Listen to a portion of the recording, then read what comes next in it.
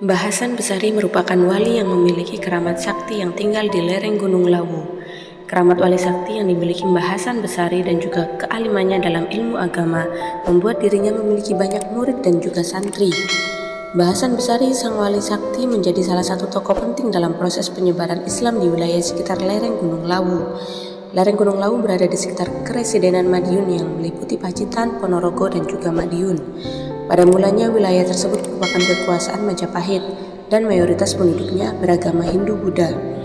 Seiring semakin surutnya kekuasaan Majapahit ditambah semakin kuatnya Demak disusul kerajaan Mataram Islam, secara perlahan wilayah sekitar lereng Gunung Lawu mengalami proses islamisasi secara masif dan sistematis.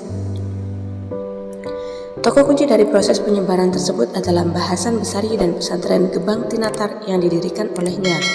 Pesantren ini didirikan di Desa Tegal Sari, Kecamatan Jetis, Kabupaten Ponorogo, Jawa Timur. Bahkan digadang-gadang sebagai salah satu pesantren tertua di Indonesia. Pada masa awal abad ke-18 Masehi, ribuan santri merupakan sebuah jumlah yang sangat fantastis sekaligus menampakkan betapa besarnya pengaruh Mbah Hasan Besari bagi lingkungan sekitar. Konon, banyak tokoh besar pernah menjadi santri dari Mbah Hasan Besari, di antaranya tokoh besar pendiri organisasi Muslim pribumi paling besar pada awal abad ke-20 Masehi, Hos Cokro Aminoto. Kemudian pujangga Jawa paling legendaris, Raden Ngabehi Ronggowarsito, yang suatu waktu dipesantrenkan oleh keluarganya di Keraton Surakarta kepada Mbah Hasan Besari. Mulanya karena kebiasaan hidup Ronggowarsito yang penuh kemewahan hingga menyebabkan dia malas untuk belajar, sampai akhirnya dia sering keluar dari pesantren untuk bermain judi. Pada suatu waktu bahkan uang sakunya sampai habis dan 2 kudanya juga sudah habis terjual. Sampai akhirnya Ronggowarsito kabur dari pesantren. Namun setelah itu dia kembali ke pesantren dan diberikan hukuman puasa 40 hari dan hanya boleh berbuka dengan sebiji pisang. Ronggowarsito diarahkan harus berzikir kepada Allah, sampai akhirnya Ronggowarsito menjadi sosok penyair besar. Sosok Raden Pakubuwono II, penguasa Keraton Surakarta, juga pernah menjadi murid sekaligus mertuanya. Ceritanya suatu waktu terjadi pemberontakan kepada Keraton Surakarta yang dilakukan oleh Sunan Kuning. Penyerangan tersebut memaksa Pakubuwono II meninggalkan keraton dan melarikan diri ke wilayah sekitar lereng Gunung Lawu.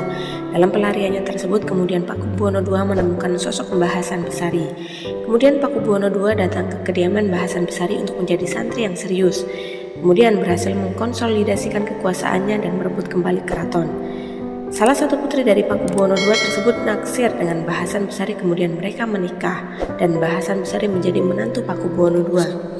Setelah itu kemudian daerah pesantren Gebang Tinatar Tegal Sari yang didirikan Mbah Hasan Besari diberikan status daerah perdikan yang bebas pajak.